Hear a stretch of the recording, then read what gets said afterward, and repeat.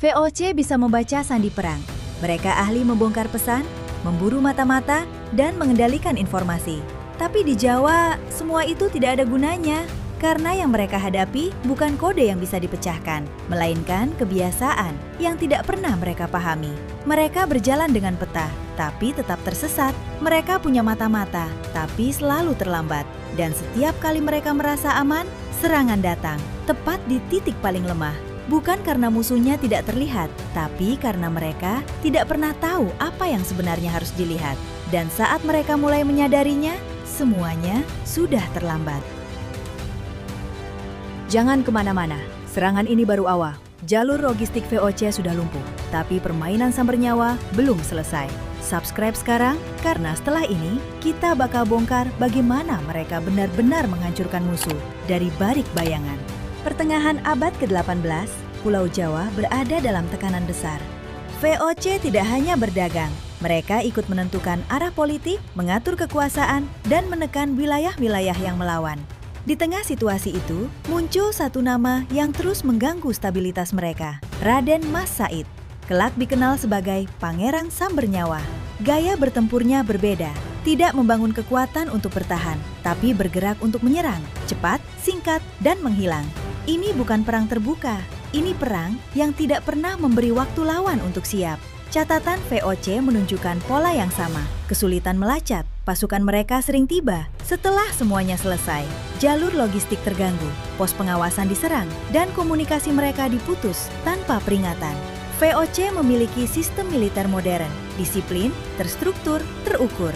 Namun sistem itu bergantung pada satu hal penting, informasi yang jelas. Dan di Jawa, itulah yang tidak pernah mereka miliki sepenuhnya. Perlawanan di Jawa tidak berdiri sendiri sebagai pasukan. Ia terhubung dengan masyarakat, desa, pasar, jalur antar wilayah, semuanya menjadi bagian dari ekosistem informasi.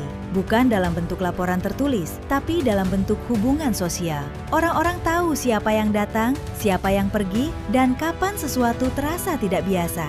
Dalam sistem seperti ini, informasi tidak perlu dikirim jauh. Ia sudah ada di sekitar mereka.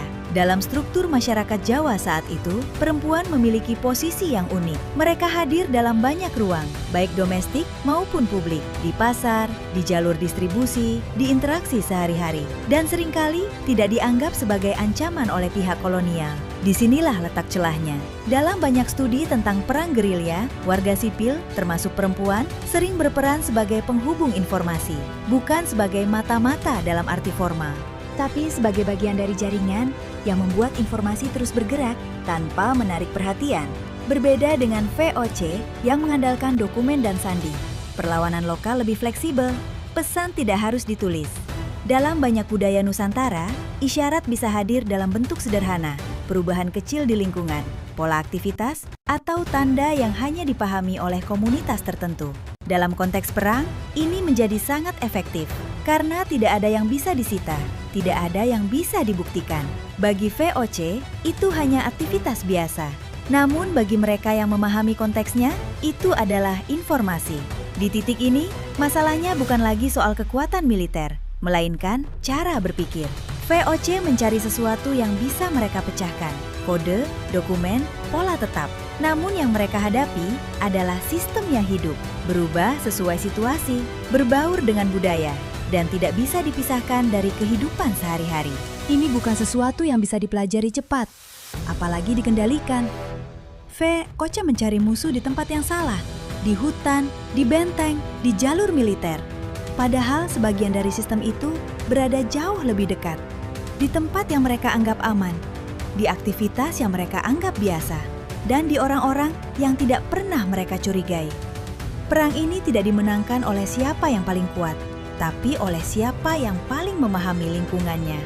Dan di Jawa abad ke-18, VOC tidak kalah karena kekurangan senjata. Mereka kalah karena mereka tidak pernah benar-benar memahami apa yang mereka hadapi. Sekarang bayangkan, kamu ada di posisi mereka, punya sistem, punya teknologi, punya semua keunggulan, tapi tetap tidak bisa membaca musuhmu. Menurut kamu, apa yang lebih berbahaya dalam perang seperti ini? Senjata atau informasi yang tidak bisa dideteksi? Tulis di komentar. Sejarah bukan cuma tentang masa lalu, tapi tentang siapa yang bisa membaca situasi dan siapa yang tidak.